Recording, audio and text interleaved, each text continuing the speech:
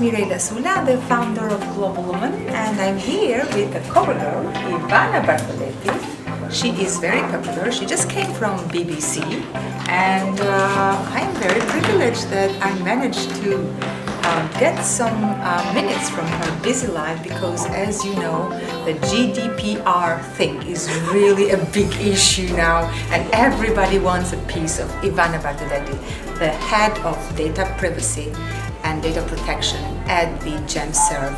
And I'm here in this view where she comes every day when she's not serving other companies and other businesses, and trying to raise awareness about this GDPR big thing that we need to know more about it. Ivana, so first of all, tell us a little bit about this new position that you've got, and we really need to know a little bit more about the policies and privacy and data protection that you are involved in this company. Yes, first of all, it's really good to be here with you, Mirela, today. You're doing an amazing job, and I always follow you with great admiration and all the effort and passion that you put in building Global Woman. So well done for that. It's really a pleasure to be talking about the job that I do with helping organisations in the private and public sector to comply with the new data protection regulation. Now, I started in privacy and data protection as an activist years ago, because as part of my political life, which I had in the past, because I thought that the data subjects, us citizens, have a right to our own privacy, and this is very important. And we've seen with Facebook, you've seen it with Cambridge Analytica, you see it when you navigate the website, that you get a lot of adverts and banners, that our data is very, very important. The companies really take our data, monetize it to micro-target us, and some of this is really, really good. For example, when you get recommendations around what you may like or what you may not like, which is really good. But at the same time, it's really important that data subjects, us, we really have control over our data. And this is what the GDPR is all about. It's not here to stop business. It's quite the opposite. It's actually here to support. So it's not so scary as we think. No, it's not. And actually, one of the reasons why the GDPR came into force is to support the digital market. It's a legislation aimed to harmonise the use of data across Europe, because data is very important to market and also for business and to commerce at European level. So the GDPR has two principles. One is control. It means that you, as a data subject, as a citizen, you have the right to control the use of your data. If I don't want my data to be used for a particular thing, I may be able to say, no, stop it, I don't want this to happen. But also it places a duty on businesses to be very transparent with customers, with data subjects, and to say to them, not in a very short and convoluted privacy notice at the bottom of an email, but very clearly say, if you give me your data, this is what we're going to do. There are lots of misconceptions around the GDPR at the moment, and a lot of bad advice going around. What is important to remember is that a lot of things were already in place. Data protection has been in the UK from the Data Protection Act and before from Convention 108, but this makes it a little bit stronger, and it has to be seen as a very positive thing. Businesses have to embrace this and say, actually, I'm going to have a better relationship with my customers, and I'm embracing the GDPR because I have to have a stronger and better relationship with my customer. I'm actually going to put them at the heart of what I do. So I'm not going to spam them with stuff. I'm going to ask them how they want to communicate with me, how they want to interact with me as an organization, and I'm going to safeguard their information.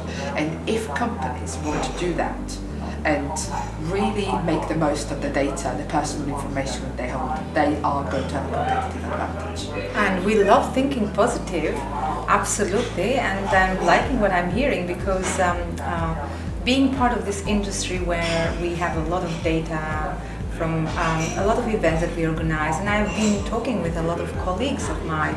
They are a bit confused of what is this about. Now, with this answer, we really got a better picture, but also I would like to know probably the main things that we really need to know, or some mistakes that we need to avoid in order to have peace of mind that we are doing things right. So the first thing that every business needs to know is they need to know what data they hold, what personal data they hold. And personal data is not just name, last name, date of birth. Personal data is also a mobile identifier, an IP address, that is also personal data. And then this is called record of processing activities. An organization needs to know which activity they do with personal information. So for example, if you're an event company, you would process personal data to invite people to your event. You would analyze personal data in order to understand what your customers, what your clients may like. You may need personal data to do micro-targeting and to go and reach out, maybe via Facebook, for people who may be interested in the event that you organize. So the most important thing that you have to ask yourself is, what are my activities? Where are your personal data? That's the first question. The second question is, for each one of these activities, you have to ask yourself, why am I doing this? Do I have a so-called legal basis for doing it? And sadly, there is so much misinformation around that businesses are told that they have to use consent for every single thing. But that wouldn't be fair, because consent is only one of the ways that you can use. So you can do things because it's your legitimate interest in doing so. You can do this because you, for example, have a legal contract. So if you are organising an event and you need information about your attendees because you need to get in touch with them about the event, in that case it's very difficult to say to them, well, rely on consent, because without that information you wouldn't be able to organise an event. So what you're saying to them, for example, is we will be in touch with you with information related to this particular event. But then of course, if you want them to be part of your marketing list, and if you want to, then in that case you may want to ask them, would you like to receive our mailing list? So we don't need to ask them if we invite them to an event? You need to understand why you're holding this particular information, and understand that consent is only one of the 6 legal bases that you need. So consent is important, but for example, if you're a membership organization, then you wouldn't, the way you would engage with your members would be because they are your members. Yes. So when you communicate with them and they become your members, you would say to them, we will contact you with our newsletter once a week. That is part of the contract between you and your members. And of course, they can opt out whenever they want. What I'm trying to say, Mirela, is this. Organizations need to be really careful with this legislation. They don't want to lose customers. They don't want to lose their customer base. They don't want to lose their contacts. And this is very important. And they don't have to. And what they have to do is they have to understand why they hold that piece of information, where it comes from, and on what legal basis they're using it. And sometimes having bad advice can really destroy organizations. And legislation is not complex, it's really, but it's important to really focus for a moment and say, what am I doing? What are the data that I hold? Why am I processing this data? And understand if you have a legal reason to process this data, then it's fine. If you don't, you have to be a little bit. Well, I'm lucky to get the good advice from the best advisors. So, what about other people that they may want to have the best advice that they can? Where can they find you?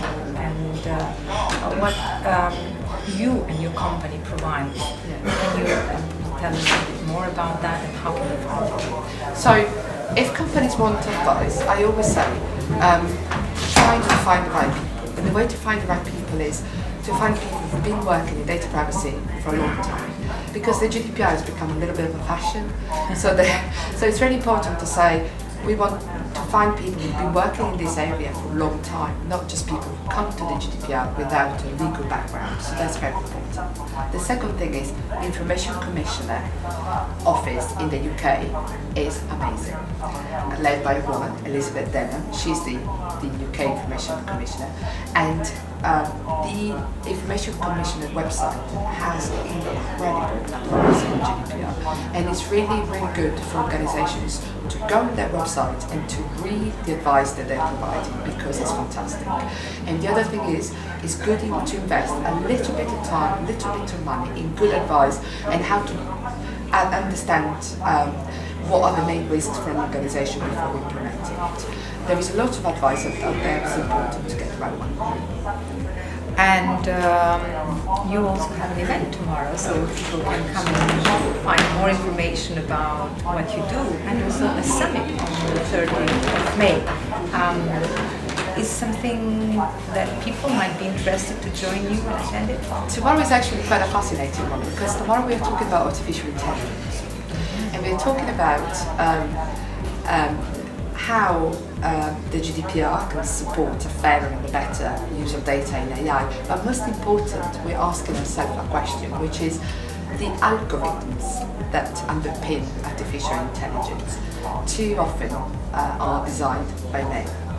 And because algorithms ultimately are opinions expressed in a code, if they can't be immune from the views and opinions of their creators, and if the creators are mostly men, then there is no surprise that these algorithms are biased.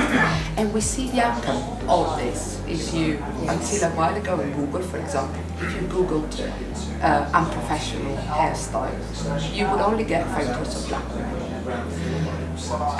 This is dangerous, because the world is going into the direction where a lot of decisions will be made by machines. And this is a good thing, but on the other end, it requires scrutiny and accountability.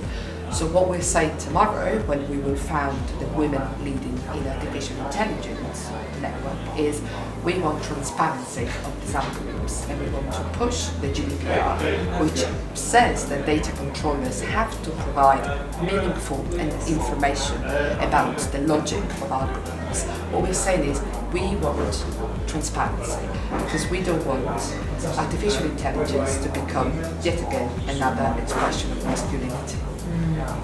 That's absolutely right, and I really admire for the work you are doing and for the passion that you put in the work, and also to make sense, to bring this in a very comprehensive way, because sometimes, as you said, we complicate things, but they are not as complicated as we make them. So thank you very much for making this a little bit simpler and getting a better picture about all what we need to know before and after 25th of May. So, and if you would like to know more about Ivana and her work, join her tomorrow or on the 30th of May. Where is this The summit? 30th of May is actually in Ireland. It's a GDPR summit. So if you are in Ireland, then Dublin.